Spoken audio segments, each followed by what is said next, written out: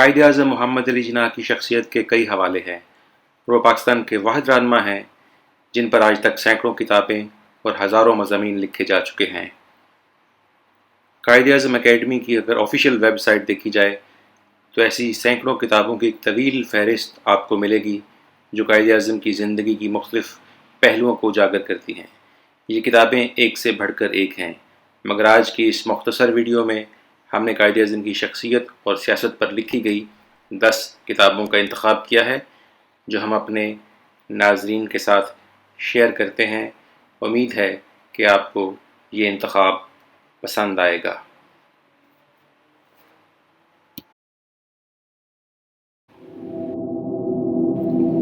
Jinnah creator of Pakistan ایک بہت ہی مستند کتاب ہے جو قائد اعظم محمد علی جناح پر لکھی گئی ہے۔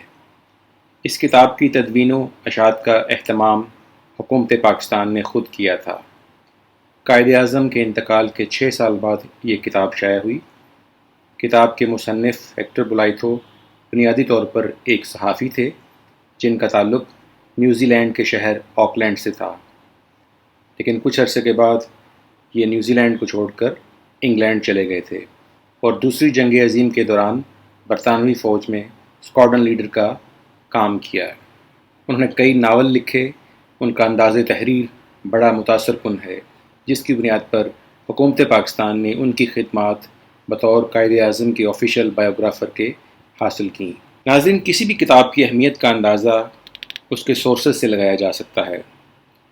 اس لحاظ سے ہیکٹر بلائتھو کی یہ کتاب خاصی اہمیت کی حامل ہے کہ اس کے مصنف کو سرکاری ریکارڈ تک رسائی حاصل تھی اور قائد اعظم کے بہت سے رفقا کو ملنے کا موقع فراہم کیا گیا جن کے انہوں نے انٹرویو کیے۔ ایسے تمام افراد کی ایک طویل فہرست ہیکٹر بلائتھو نے کتاب کے آغاز میں ایکنالجمنٹ میں دی ہے۔ اس کتاب کی اہمیت کے پیش نظر اس کا اردو ترجمہ اردو سائنس بورڈ نے شائع کیا، جس کے مترجم ظہیر صدیقی ہیں۔ پر لکھی جانے والی ایک اور اہم کتاب Quaid-e-Azam Jinnah the story of a nation.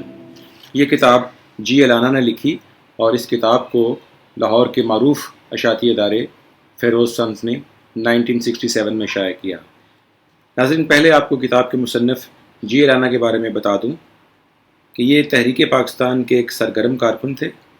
G Allana Sindh Muslim league کے سیکرٹری جنرل رہے، پھر جب پاکستان بن گیا تو پاکستان مسلم لیگ کے فنانس سیکرٹری کی ذمہ داریاں نبھاتے رہے۔ جی الانا مغربی پاکستان لیجسلیٹو اسمبلی کے رکن بھی رہے اور ایک اور اہم بات، یہ کراچی کے میئر بھی رہے۔ اسٹیٹ بینک آف پاکستان کے ڈائریکٹر کی ذمہ داریاں بھی نبھاتے رہے، اسی طرح نیشنل پریس کمیشن کے بھی ممبر رہے، اور جب پاکستان کا پہلا chamber of commerce and industry تشکیل دیا گیا تو اس کے صدر بھی بنے۔ 1985 میں جی الانا کا انتقال ہوا۔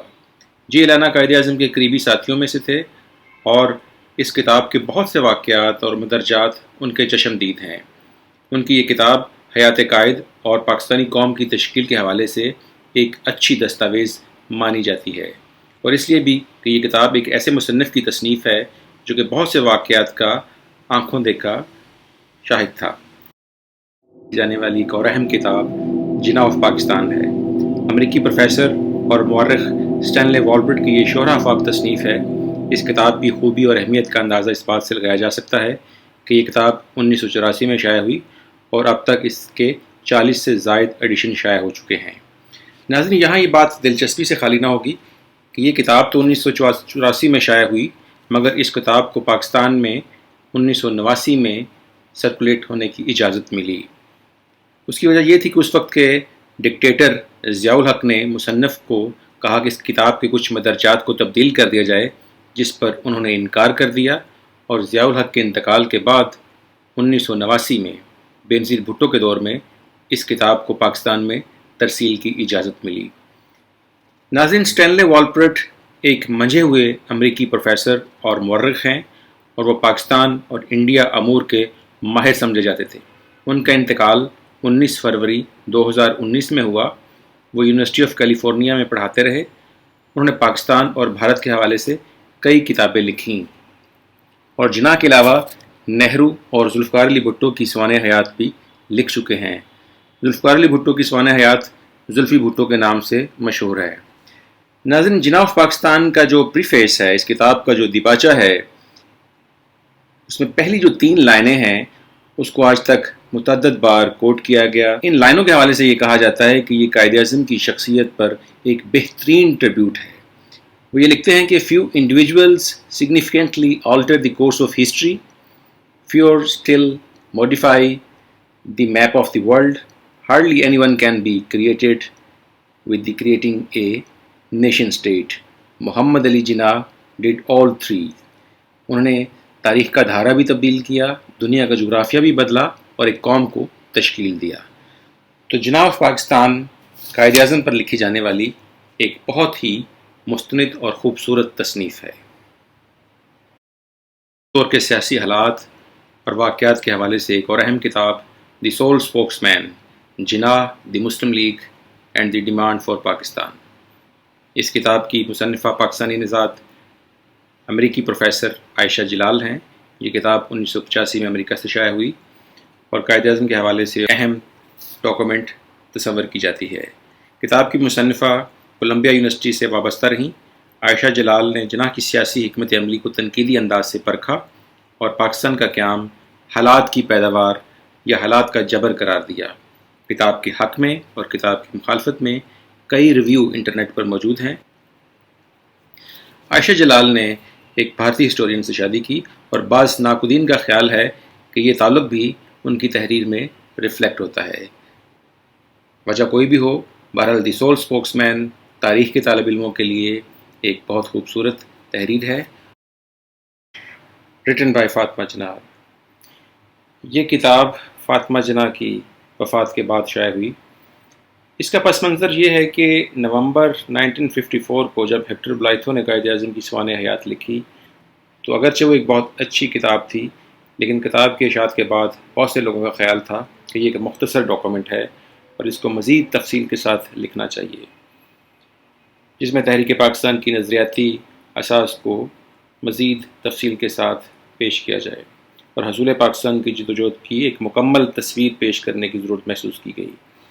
تو محترمہ فاطمہ جناح نے اس کام کا آغاز کیا اور جی علانہ نے ان کی مدد کی، لیکن 1964 کے سیاسی حالات و واقعات، جیسا کہ آپ جانتے ہیں کہ صدارتی انتخابات اور اس وقت فاطمہ جناح پر جس طرح کے الزامات لگائے گئے اور جس طرح ان کو سیاسی طور پر ہراساں کیا گیا، تو یہ کام رکاوٹ کا باعث بن گیا اور اس طرح یہ منصوبہ ادھورا رہ گیا اور صرف 3 چیپٹر لکھے گئے اور اس کا مسودہ نیشنل آرکائیوز آف اسلام آباد میں محفوظ ہے۔ بعد ازاں قائد اعظم اکیڈمی کراچی نے 1987 میں اس کتاب کو شائع کیا اور شریف المجاہد صاحب نے اس کتاب کو ایڈٹ کر کے اس کو پرنٹ کروایا۔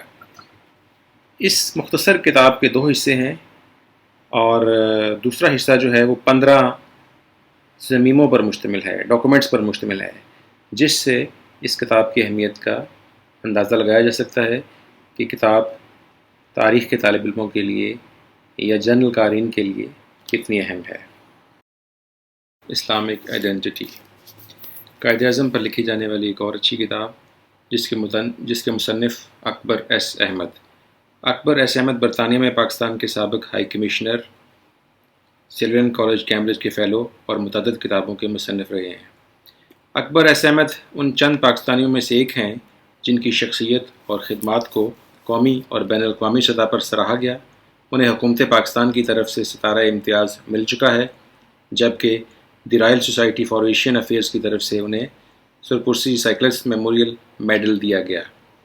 اکبر ایس احمد کا تازہ ترین حوالہ بانی پاکستان قائد اعظم محمد علی جناح پر ان کی بین الاقوامی پیمانے پر بنائی گئی فیچر فلم جناح ہے، جس کے ذریعے انہوں نے قائد اعظم کی شخصیت اور خدمات کو عالمی سطح پر اس کے صحیح تناظر میں متعارف کروانے کی بھرپور کوشش کی۔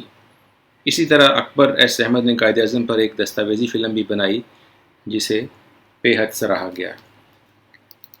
پاکستان کی نظریاتی اساس، قائد اعظم کی شخصیت اور آئیڈینٹی کے حوالے سے یہ ایک اچھی کتاب تصور کی جاتی ہے، جس کا ترجمہ جناح پاکستان اور اسلامی تشخص کے حوالے سے جسے جنگ پبلشر نے شائع کیا، دی پاکستان موومنٹ۔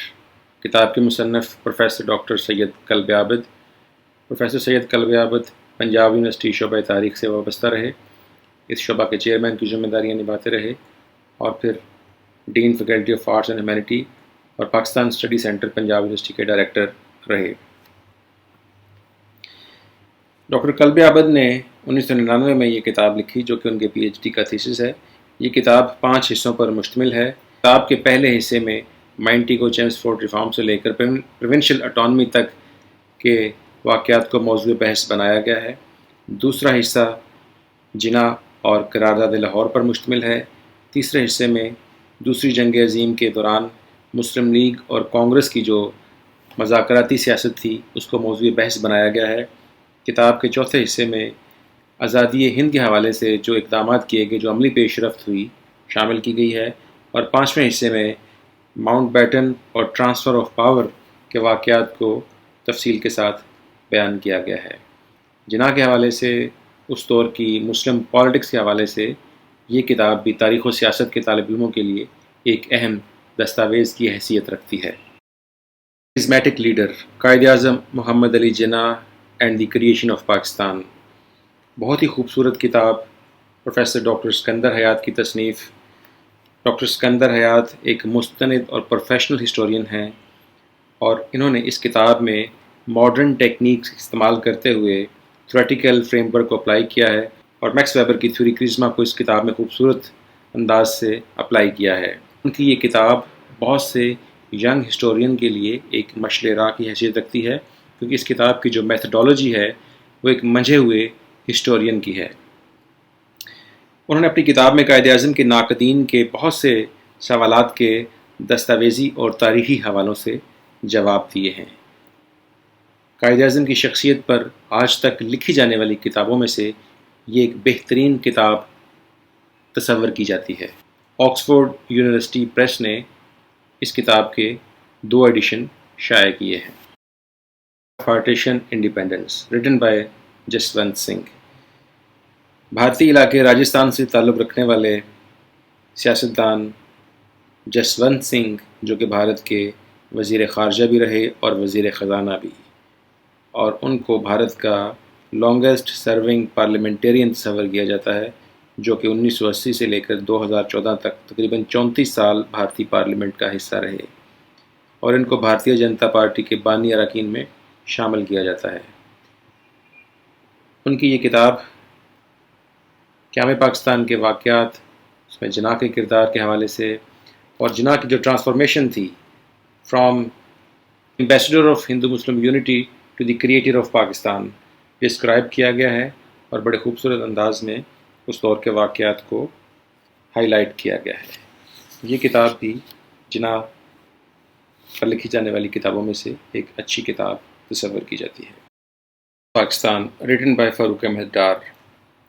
شعبہ تاریخ، قائد اعظم یونیورسٹی اسلام آباد کے اسسٹنٹ پروفیسر فاروق احمد ڈار کی کتاب جناح پاکستان۔ اس کتاب میں انہوں نے قائد اعظم کے بطور گورنر جنرل اقدامات کے حوالے سے بحث کی ہے کہ قائد اعظم نے as a governor general Pakistan کو درپیش مسائل کو حل کرنے کے لیے کیا اقدامات کیے۔ قیام پاکستان کے بعد قائد اعظم کی شخصیت کے حوالے سے، ان کی پالیسیز کے حوالے سے، ان کے کردار کے حوالے سے، ان کی پالیٹکس کے حوالے سے یہ کتاب بھی تاریخ اور سیاست کے طالب علموں کے لیے اہم ڈاکومنٹ تصور کی جاتی ہے۔